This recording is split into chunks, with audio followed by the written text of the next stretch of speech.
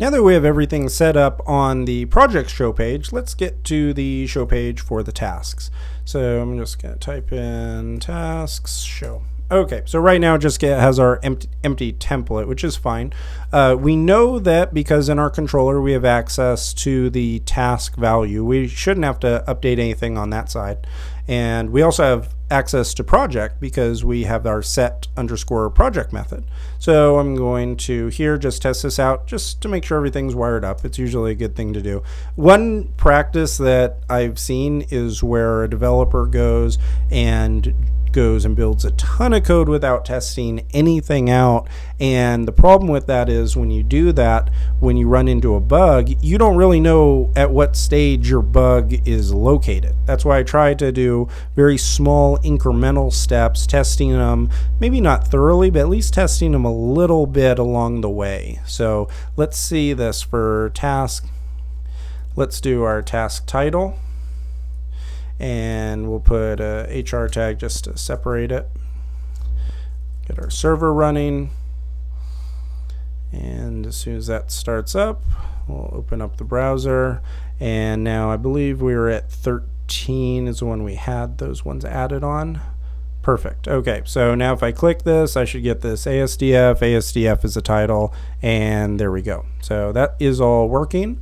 And you can always obviously throw a title like that around and change it, and there you go, just to make the title stand out a little bit more. So what are our values here? I usually like to pull in the schema values again.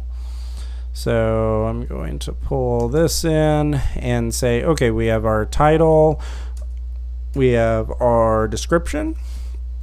I'm going to put this in a P tag, a paragraph tag. Copy and paste. Description. We don't really need the project ID because we know that it's coming from the project.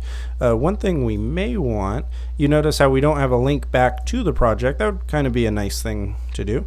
So I'm going to create a link to whatever the project is. Back to project, and then this is going to be the project path, and we know what the project path is, or we know what to pass into it because we have our task.project_ID value right here, and that should all work. Created at, this is one of the values we haven't really used before, but is a neat one because it comes in right out of the box with Rails, and also updated at. These would be two values I think would be pretty helpful. So I'm going to create two H4s and come here and say task started, and make this be our created at value, and then we're going to put a little conditional logic here and say if let's see, if task created at is not equal to the updated at. So because out of the box what happens is created at and updated at are the same values, and so we don't really care about it being updated if it hasn't been updated, if that makes sense. So in other words, if they're the exact same, then putting an updated at is kind of pointless, because and it may be confusing to the users too, because they didn't really update it, so they may wonder why it says that. So what I'm doing here is just saying if task created and task updated are different, then I want you to say when it was updated. So, and we'll play with this a little bit just so you can get used to it, because I know that may not make perfect sense, but I'll show you what it means here in a second. And then the task file, I'm not going to, let me just stub this out right now. We haven't integrated the final part of the uploader yet, so I'm going to just do link to attachment, and here I'm just going to say task file to string. Okay. Oh, I should also put if this is completed yet or not.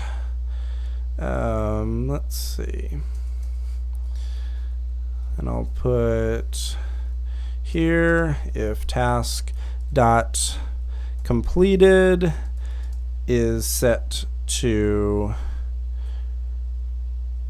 what would be the best way? I guess it doesn't really matter at this time. We can change it at any time.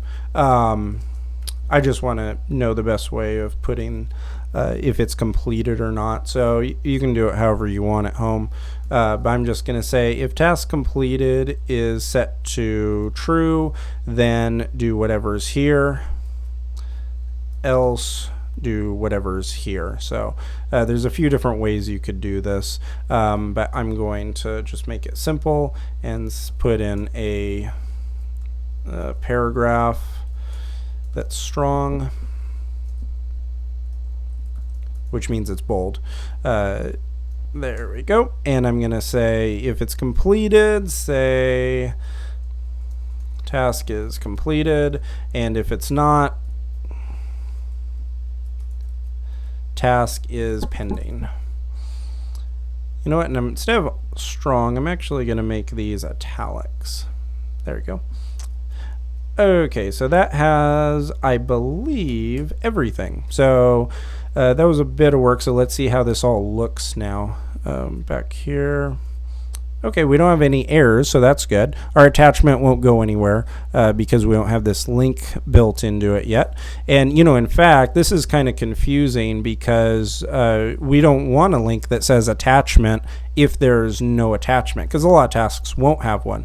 So for this one, I'm going to do some conditional logic as well and say if task file is blank with a question mark, and that's just some Ruby. It's a Ruby string class or a string method that checks to see if the task file is blank. If it is, then it will not show anything here. And so this one is blank. So let's see, did that remove it? Nope. Hold on. Oh, that was stupid. Sorry. Let's see. There we go. And that still is not working. If task, oh yeah, it is blank. So you could either do it like this, where you're saying, okay, if it's not blank, then I want you to show this.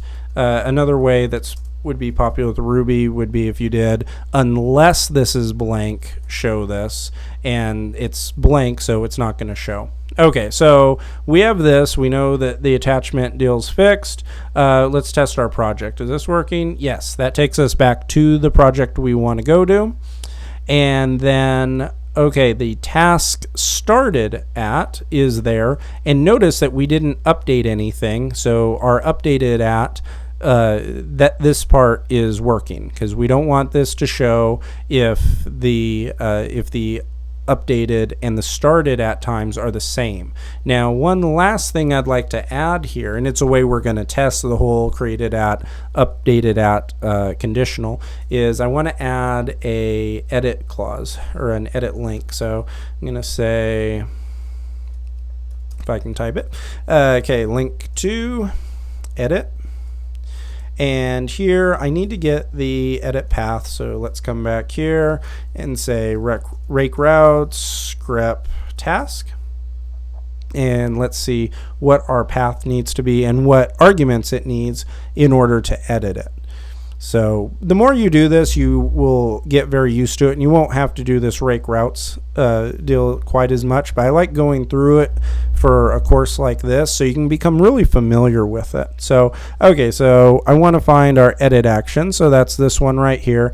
It looks like it needs a project ID and the task ID. So the path is going to be this, and so I'm going to need these values, and then I'm going to need a project ID and a task ID. So I'm going to copy our project ID right here, and then this next one is just going to be ID. Okay, and then close out our ERB tag, come back, hit refresh. Okay, I didn't like it.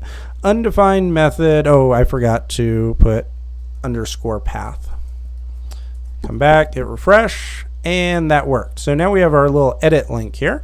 If I click edit, you can see it takes us to the correct task and we can edit it. So now if I want to say my test, hit update task, and you can see it updated it. So all of that is working. But now let's click here and look at that. Now we have a updated value that's coming through, and the only reason that's coming through is because it's different than the created app value. And you can see it has the full timestamp.